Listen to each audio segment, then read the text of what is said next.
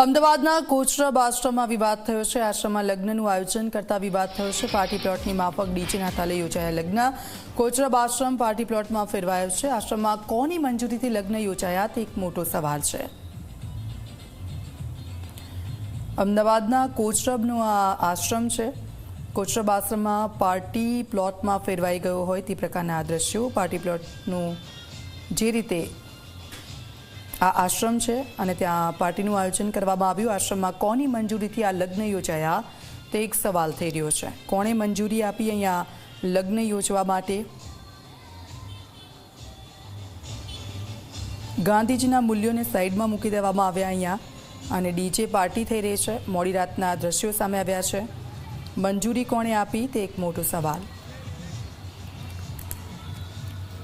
એટલે જે પારિવારિક સભ્યો ગુજરાત વિદ્યાપીઠના સેવકો એની આ પરંપરા રહી છે કે સામાજિક પ્રસંગ હોય એને ગુજરાત વિદ્યાપીઠ ખાતે એ ઉજવતા હોય છે અને વર્ષોથી આ પ્રક્રિયા અમારે ત્યાં ચાલતી હોય છે। આ કોઈ કોમર્શિયલ એક્ટિવિટી નથી।